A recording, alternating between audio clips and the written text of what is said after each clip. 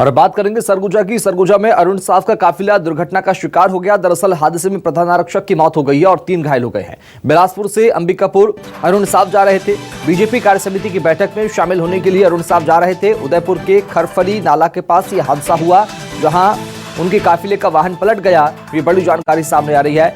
अरुण साफ के काफिले का वाहन पलटा, हादसे का शिकार हो गया। ये बड़ी जानकारी सामने आ रही है। हादसे में उस गाड़ी में सवार प्रधान आरक्षक की मौत हो गई, जबकि 3 लोग घायल हो गए हैं। ये बड़ी जानकारी सामने आ रही है। तो बिलासपुर से अंबिकापुर जा रहे थे अरुण साफ और उनका काफिला का एक वाहन हादसे का शिकार हो गया। सरगुजा से बड़ी जानकारी सामने आ रही है, बता दें।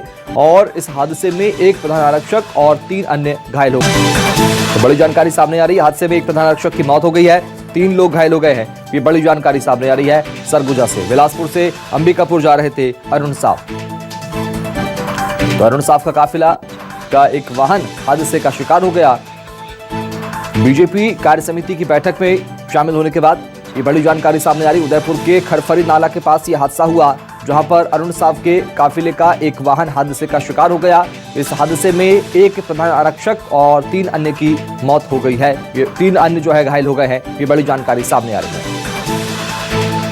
और चलेंगे सहयोगी राम कुमार यादव से बात करते हैं। राम कुमार, क्या कुछ जानकारी हासिल हो पा रही है हादसे को लेकर? घायलों की हालत कैसी है?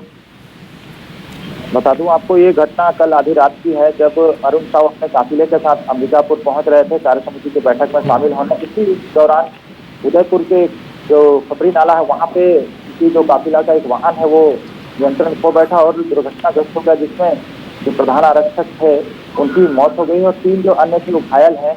घायलों का प्राथमिक उपचार के बाद अंबिकापुर मेडिकल कॉलेज में रेफर कराया गया और वहाँ भर्ती की गई है, जहाँ एक जो घायल है उसकी हालत काफी गंभीर बनी हुई है।